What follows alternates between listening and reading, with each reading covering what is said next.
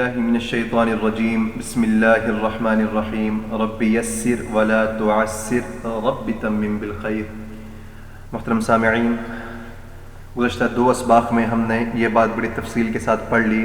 Number 1 یہ کہ تجوید کی ضرورت اور اہمیت کیا ہے، قرآن شریف کی آیات، احادیث مبارکہ، ان دونوں سے ہم نے یہ بات سمجھ لی کہ تجوید کی اہمیت اور ضرورت کیا ہے۔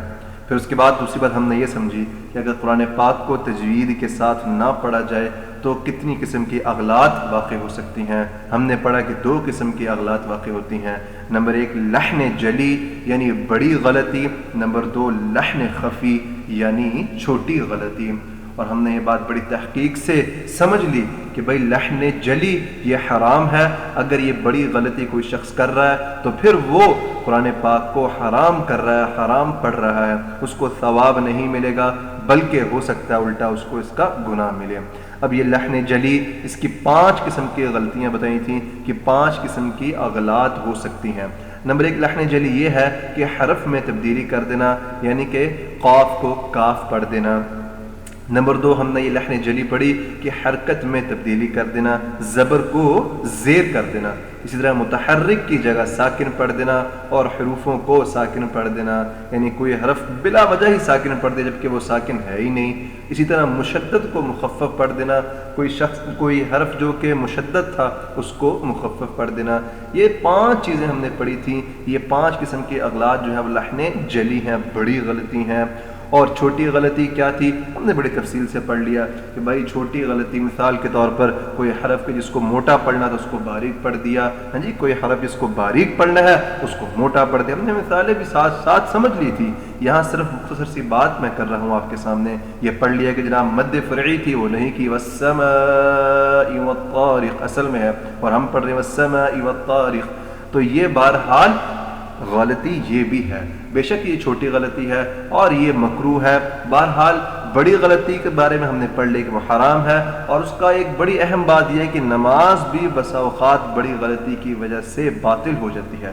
لہذا جب ہم نماز پڑھ رہے ہو تو ہمارا ذہن اس طرف ضرور جائے کہ ہم کسی حرف میں کوئی تبدیلی نہ کر دیں، کہ ہم حرکت میں کوئی تبدیلی نہ کر دیں، اور جو متحرک حرف ہے اس کو ساکن وغیرہ نہ پڑھ دیں، یعنی کہ وہی 5 جو اغلاط جو کہ حروف جو کہ لحن جلی ہیں وہ نہ واقع ہو جائیں۔ بہرحال یہ 2 چیزیں ہم نے بڑی تفصیل سے گزشتہ اسباق میں پڑھ لی تھیں۔ انشاءاللہ آج پڑھیں گے کہ تجوید کے ساتھ قرآن شریف اگر پڑھا جائے اس کے کتنے درجات بنتے ہیں، یعنی قرآن شریف کو اگر ہم پڑھیں اور ہم جناب تجوید کی جو ضرورت ہے اور تجوید کی جو قواعد ہے اس کو سامنے رکھتے ہوئے پڑھیں تو کتنے اس کے درجات بنتے ہیں۔ محترم سامعین، پہلا درجہ یہ ہے کہ قرآن پاک ترتیل کے ساتھ پڑھا جائے، یعنی نہایت آہستہ اور کسی قدر اطمینان سے پڑھنا، جیسے کہ جلسوں میں پڑھا جاتا ہے۔ ہم عام طور پر دیکھتے ہیں محفل قرات کا انعقاد ہوتا ہے اور وہاں پر محافل قرات جو ہوتی ہیں ان میں بڑے بڑے قراء اکرام تشریف لاتے ہیں اور قرآن پاک پڑھتے ہیں۔ وہ بڑی ہی آرام سے پڑھتے ہیں، وہ بہت زیادہ آہستہ، اور یعنی اس سے اندازہ لگا لے کہ اگر وہ ایک رکوع پڑھتے ہیں تو بسا اوقات اس میں 20 سے 25 منٹ لگا دیتے ہیں۔ یہ ترتیب ہے۔ عام حالات میں تو ایک رکوع پڑھنے میں شاید آپ کو 2 سے 3 منٹ لگیں، لیکن ترتیب کے ساتھ اگر آپ پڑھیں گے تو قرآن پاک پڑھتے ہوئے آپ کو ایک رکوع پر بھی 25 سے 30 منٹ لگ سکتے ہیں، ہاں جی۔ اور بڑے بڑے قراء اکرام ایسے ہیں کہ جو قرآن پاک کو ترتیل سے پڑھتے ہیں اور اتنا خوبصورت پڑھتے ہیں کہ سننے والے دنگ رہ جاتے ہیں، عش کر اٹھتے ہیں اور ان کا ایمان تازہ ہو جاتا ہے۔ اور ترتیل کے ساتھ پڑھنے میں یاد رکھیے مصر نے، ایجپٹ نے بہت محنت کی ہے، اور شروع سے لے کر اب تک وہاں پر بڑے بڑے قراء اکرام ایسے واقع ہوئے ہیں جنہوں نے قرآن پاک کو ترتیل کے ساتھ پڑھنے کا حق ادا کر دیا۔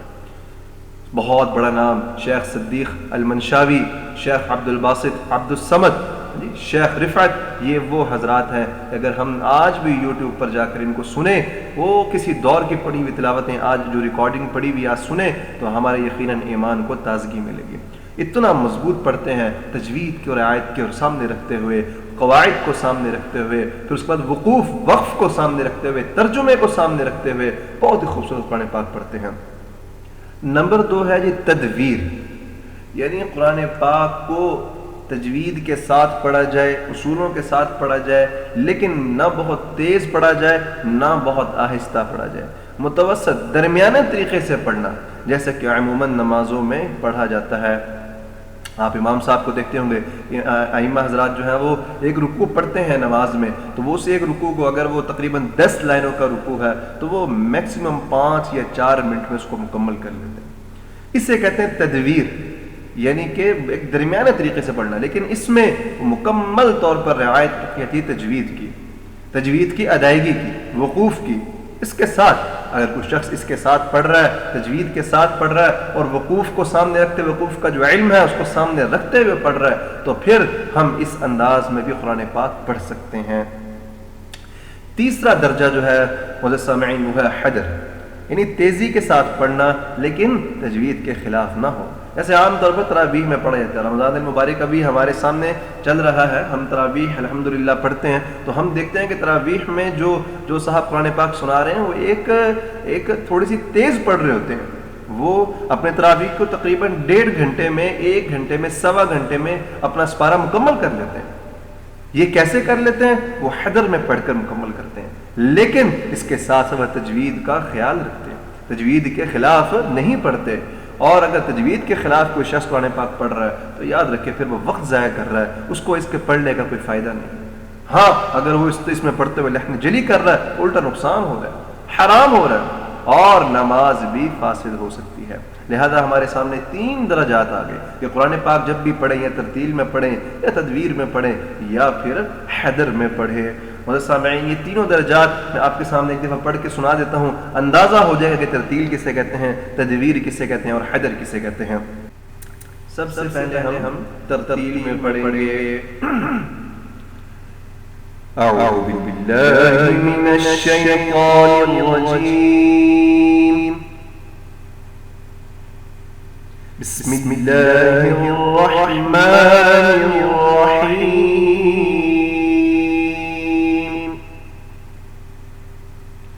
سبحان ربک رب العزت عما یصفون، وسلام علی المرسلین،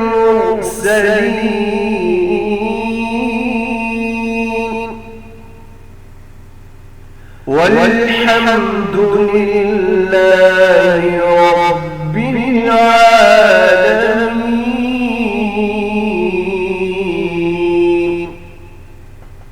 صدق اللہ العظیم۔ اسی طرح ہم تدویر میں بھی انہی آیات کو پڑھیں گے انشاءاللہ۔ اعوذ باللہ من الشیطان الرجیم، بسم اللہ الرحمن الرحیم، سبحان ربک رب العزت عما یصفون، وسلام علی المرسلین، والحمد للہ رب العالمین، صدق اللہ العظیم۔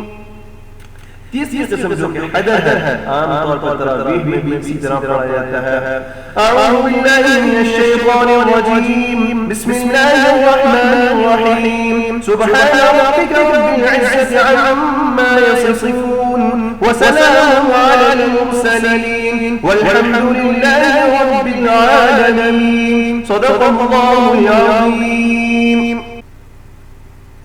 یہ 3 قسمیں آپ حضرات کے سامنے آ گئی۔ آپ دیکھ سکتے ہیں ترتیل میں جب ہم نے اس آیت کو پڑھا، صرف ایک آیت کو، تو ہمیں تقریباً 1 منٹ 3 سیکنڈ لگے۔ وہی آیت جب ہم نے تدویر میں پڑھی تو ہمیں معزز سامعین اس آیت کو پڑھنے میں 40 سیکنڈ لگے، لیکن جب اس آیت کو ہم نے حدر میں پڑھا تو اس آیت کو پڑھنے میں ہمیں صرف اور صرف 10 یا 11 سیکنڈ لگے۔ محترم سامعین، لیکن ان تینوں انداز میں سے آپ کسی میں بھی پڑھ سکتے ہیں، بات وہی ہے کہ پڑھنا ہم نے تجوید کے ساتھ ہے۔ اسی طرح اگلی بات یہ کہ تجوید کا حکم کیا ہے، یعنی یہ بات ہم نے سمجھ لی کہ بھئی قرآن پاک کو تجوید سے پڑھنا ہے، اس کی ضرورت یہ ہے، اس کی اہمیت یہ ہے، اور تجوید کہتے ہیں کہ اس کو لحن جلی سے کیسے بچنا ہے، لحن خفی سے کیسے بچنا ہے، بڑی یعنی بڑی غلطی سے کیسے بچنا ہے، چھوٹی غلطی سے کیسے بچنا ہے، یہ بات سمجھ لی۔ لیکن اب یہ کہ تجوید کا حکم کیا ہے، بھئی اگر ایک شخص یہ نہیں کر رہا تو پھر کیا ہوگا، یا یہ کرنا ہے تو کیوں کرنا ہے، اس کا حکم کیا ہے؟ تو محترم سامعین، تجوید کے مطلقاً تمام قواعد کا پڑھنا فرض کفایہ ہے. یعنی تجوید کے قواعد، علم تجوید جو ہے جس میں مخارج، صفات، اس میں اعراب، ان سب کو پڑھنا اور اچھے طریقے سے ان کو یاد کرنا، یہ تو ہے فرض کفایہ. یعنی کہ سب میں سے آپ کے احباب جو ہیں قریب، ان میں سے کوئی ایک بھی کر لے، کوئی ایک بھی پڑھ لے، کوئی ایک بھی یاد رکھ لے تو فرض ادا ہو جائے گا. اور قرآن مجید صحیح پڑھنے کے لیے جس قدر قواعد ضروری ہیں، یعنی اتنے قواعد کہ اس کے بغیر نماز درست نہیں ہو سکتی، تو یاد رکھیے ان کا جاننا فرض عین ہے. آپ حضرات کو اتنا پتہ ہو کہ آپ جو نماز پڑھ رہے ہیں اس میں جو قواعد ہیں وہ آپ اچھے طرح علم میں ہو، یا کم از کم آپ کی اس کی ادائیگی ٹھیک ہو. آپ اگر سورۃ الفاتحہ پڑھ رہے ہیں اس کی ادائیگی ٹھیک ہو. معزز سامعین، یہ جو فرض عین ہے یعنی جاننا ضروری ہے، ہم انشاءاللہ آنے والے اسباق میں اسی پر بات کریں گے. ہمارا فوکس اسی پر ہوگا کہ جو فرض عین باتیں ہم اس کو سیکھ لیں، ہم اس کو سمجھ لیں اور پھر اس کے اچھے طریقے سے پریکٹس بھی کر لیں، تاکہ ہماری نمازیں بھی درست ہو جائیں اور ہم جو روزمرہ قرآن پاک پڑھتے ہیں ہمارا وہ پڑھنا بھی درست ہو جائے. اللہ رب العزت واجب بات سمجھنے کی، ہم سب کو اس پر عمل کرنے کی اچھے طریقے سے توفیق عطا فرمائے. وآخر دعوانا ان الحمد للہ رب العالمین.